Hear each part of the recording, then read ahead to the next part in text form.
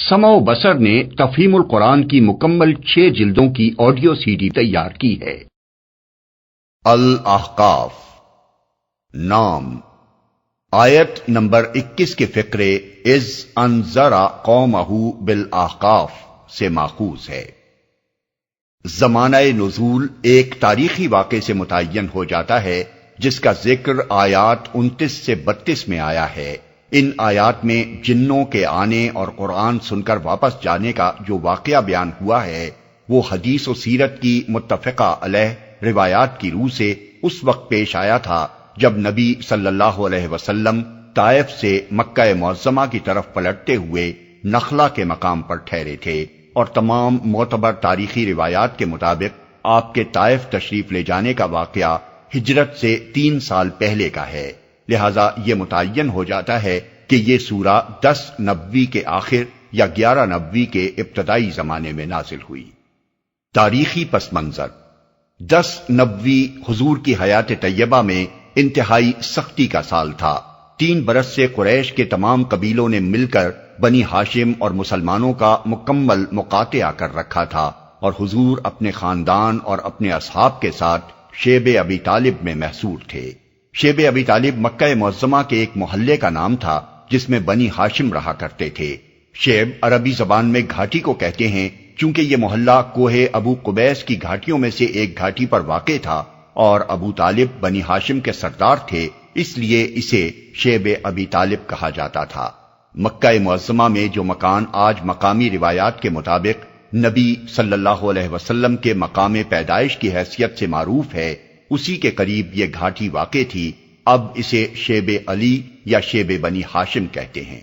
قریش کے لوگوں نے ہر طرف سے اس محلے کی ناکہ بندی کر رکھی تھی جس سے گزر کر کسی قسم کی رسد اندر نہ پہنچ سکتی تھی۔ صرف حج کے زمانے میں یہ محصورین نکل کر کچھ خریداری کر سکتے تھے، مگر ابو لہب جب بھی ان میں سے کسی کو بازار کی طرف یا کسی تجارتی قافلے کی طرف جاتے دیکھتا، پکار کر تاجروں سے کہہ دیتا کہ جو چیز یہ خریدنا چاہیں اس کی قیمت اتنی زیادہ بتاؤ کہ یہ نہ خرید سکیں، پھر وہ چیز میں تم سے خرید لوں گا اور تمہارا نقصان نہ ہونے دوں گا۔ متواتر 3 سال کے اس مقاطعے نے مسلمانوں اور بنی ہاشم کی کمر توڑ کر رکھ دی تھی، اور ان پر ایسے ایسے سخت وقت گزر گئے تھے جن میں بسا اوقات گھاس اور پتے کھانے کی نوبت آ جاتی تھی۔ خدا خدا کر کے یہ محاصرہ اس سال ٹوٹا ہی تھا کہ حضور کے چچا ابو طالب جو 10 سال سے آپ کے لیے ڈھال بنے ہوئے تھے وفات پا گئے، اور اس سانحے پر بمشکل 1 مہینہ گزرا تھا کہ آپ کی رفیقہ حیات حضرت خدیجہ بھی انتقال فرما گئیں، جن کی ذات آغاز نبوت سے لے کر اس وقت تک آپ کے لیے وجہ سکون و تسلی بنی رہی تھی۔ ان پے در پے صدموں اور تکلیفوں کی وجہ سے حضور اس سال کو عام الحزن یعنی رنج و غم کا سال فرمایا کرتے تھے۔ حضرت خدیجہ اور ابو طالب کی وفات کے بعد کفار مکہ نبی صلی اللہ علیہ وسلم کے مقابلے میں اور زیادہ دلیر ہو گئے، پہلے سے زیادہ آپ کو تنگ کرنے لگے، حتیٰ کہ آپ کا گھر سے باہر نکلنا بھی مشکل ہو گیا۔ اسی زمانے کا یہ واقعہ ابن حشام نے بیان کیا ہے کہ ایک روز قریش کے اوباشوں میں سے ایک شخص نے سرے بازار آپ کے سر پر مٹی پھینک دی۔ آخر کار آپ اس ارادے سے طائف تشریف لے گئے کہ بنی ثقیف کو اسلام کی طرف دعوت دیں، اور اگر وہ اسلام قبول نہ کریں تو انہیں کم از کم اس بات پر آمادہ کریں کہ وہ آپ کو اپنے ہاں چین سے بیٹھ کر کام کرنے کا موقع دے دیں۔ آپ کو اس وقت تک کوئی سواری میسر نہ تھی، مکہ سے طائف تک کا سارا سفر آپ نے پیدل طے کیا۔ بعض روایات کی روح سے آپ تنہا تشریف لے گئے تھے، اور بعض روایات کے مطابق آپ کے ساتھ صرف حضرت زید بن حارث تھے۔ وہاں پہنچ کر چند روز آپ نے قیام کیا اور ثقیف کے سرداروں اور معززین میں سے ایک ایک کے پاس جا کر بات کی، مگر انہوں نے نہ صرف یہ کہ آپ کی کوئی بات نہ مانی، بلکہ آپ کو صاف صاف نوٹس دے دیا کہ ان کے شہر سے نکل جائیں، کیونکہ ان کو اندیشہ ہو گیا تھا کہ کہیں آپ کی تبلیغ ان کے نوجوانوں کو بگاڑ نہ دے۔ مجبوراً آپ کو طائف چھوڑ دینا پڑا۔ جب آپ وہاں سے نکلنے لگے تو ثقیف کے سرداروں نے اپنے ہاں کے لفنگوں کو آپ کے پیچھے لگا دیا۔ وہ راستے کے دونوں طرف دور تک آپ پر آوازیں کستے، گالیاں دیتے اور پتھر مارتے چلے گئے، یہاں تک کہ آپ زخموں سے چور ہو گئے اور آپ کی جوتیاں خون سے بھر گئیں۔ اس حالت میں آپ طائف کے باہر ایک باغ کی دیوار کے سائے میں بیٹھ گئے اور اپنے رب سے عرض کیا، خدا بندہ میں تیرے ہی حضور اپنی بے بسی و بے چارگی اور لوگوں کی نگاہ میں اپنی بے قدری کا شکوہ کرتا ہوں۔ اے ارحم الراحمین، تو سارے ہی کمزوروں کا رب ہے اور میرا رب بھی تو ہی ہے۔ مجھے کس کے حوالے کر رہا ہے؟ کیا کسی بیگانے کے حوالے جو مجھ سے درستی کے ساتھ پیش آئے، یا کسی دشمن کے حوالے جو مجھ پر قابو پا لے؟ اگر تو مجھ سے ناراض نہیں ہے تو مجھے کسی مصیبت کی پرواہ نہیں، مگر تیری طرف سے عافیت مجھے نصیب ہو جائے تو اس میں میرے لیے زیادہ کشادگی ہے۔ میں پناہ مانگتا ہوں تیری ذات کے اس نور کی جو اندھیرے میں اجالا اور دنیا اور آخرت کے معاملات کو درست کرتا ہے۔ مجھے اس سے بچا لے کہ تیرا غضب مجھ پر نازل ہو یا میں تیرے عتاب کا مستحق ہو جاؤں۔ تیری مرضی پر راضی ہوں یہاں تک کہ تو مجھ سے راضی ہو جائے۔ کوئی زور اور طاقت تیرے بغیر نہیں۔ دل شکستہ و غمگین پلٹ کر جب آپ ترن المنازل کے قریب پہنچے تو محسوس ہوا کہ آسمان پر ایک بادل سا چھایا ہوا ہے۔ نظر اٹھا کر دیکھا تو جبرائیل علیہ السلام سامنے تھے۔ انہوں نے پکار کر کہا، آپ کی قوم نے جو کچھ آپ کو جواب دیا ہے اللہ نے اسے سن لیا۔ اب یہ پہاڑوں کا منتظم فرشتہ اللہ نے بھیجا ہے، آپ جو حکم دینا چاہیں اسے دے سکتے ہیں۔ پھر پہاڑوں کے فرشتے نے آپ کو سلام کر کے عرض کیا، آپ فرمائیں تو دونوں طرف کے پہاڑ ان لوگوں پر الٹ دوں؟ آپ نے جواب دیا، نہیں، بلکہ میں امید رکھتا ہوں کہ اللہ ان کی نسل سے وہ لوگ پیدا کرے گا جو اللہ وحدہ لا شریک کی بندگی کریں گے۔ اس کے بعد آپ چند روز نخلا کے مقام پر جا کر ٹھہر گئے۔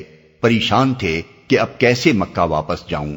طائف میں جو کچھ گزری ہے اس کی خبریں وہاں پہنچ چکی ہوں گی، اس کے بعد تو کفار پہلے سے بھی زیادہ دلیر ہو جائیں گے۔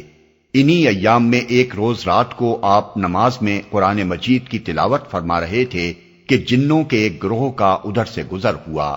انہوں نے قرآن سنا، ایمان لائے، واپس جا کر اپنی قوم میں اسلام کی تبلیغ شروع کر دی، اور اللہ تعالیٰ نے اپنے نبی کو یہ خوشخبری سنائی کہ انسان چاہے آپ کی دعوت سے بھاگ رہے ہوں مگر بہت سے جن اس کے گرویدہ ہو گئے ہیں اور وہ اسے اپنی جنس میں پھیلا رہے ہیں۔ موضوع اور مباحث۔ یہ حالات تھے جن میں یہ سورت نازل ہوئی۔ جو شخص بھی ایک طرف ان حالات نزول کو دیکھے گا اور دوسری طرف اس سورہ کو بغور پڑھے گا، اسے اس امر میں کوئی شبہ نہ رہے گا کہ فی الواقع یہ محمد صلی اللہ علیہ وسلم کا کلام نہیں ہے، بلکہ اس کا نزول اللہ زبردست اور دانا کی طرف سے ہے۔ اس لیے کہ اول سے آخر تک پوری سورہ میں کہیں ان انسانی جذبات و تاثرات کا ایک ادنا شائبہ تک نہیں پایا جاتا جو ان حالات سے گزرنے والے انسان کے اندر فطری طور پر پیدا ہوتے ہیں۔ اگر یہ محمد صلی اللہ علیہ وسلم کا کلام ہوتا جنہیں پے در پے صدمات اور مصائب کے بے پناہ ہجوم اور طائف کے تازہ ترین چرکے نے خستہ حالی کی انتہا کو پہنچا دیا تھا، تو اس سورہ میں کہیں تو ان کیفیات کا عکس نظر آتا جو اس وقت آپ کے دل پر گزر رہی تھی۔ اوپر ہم نے حضور کی جو دعا نقل کی ہے اسے دیکھیے، وہ آپ کا اپنا کلام ہے، اس کا لفظ لفظ ان کیفیات سے لبریز ہے، مگر یہ سورہ جو اسی زمانے میں اور انہی حالات میں آپ ہی کی زبان مبارک سے ادا ہوئی ہے، ان کے ہر اثر سے قطعی خالی ہے۔ سورہ کا موضوع کفار کو ان گمراہیوں کے نتائج سے خبردار کرنا ہے جن میں وہ نہ صرف مبتلا تھے بلکہ بڑے اصرار اور غرور و استکبار کے ساتھ ان پر جمے ہوئے تھے، اور الٹا اس شخص کو ہدف ملامت بنا رہے تھے جو انہیں ان گمراہیوں سے نکالنے کے لیے کوشاں تھا۔ ان کے نزدیک دنیا کی حیثیت محض ایک بے مقصد کھلونے کی تھی اور اس کے اندر اپنے آپ کو وہ غیر جواب دہ مخلوق سمجھ رہے تھے۔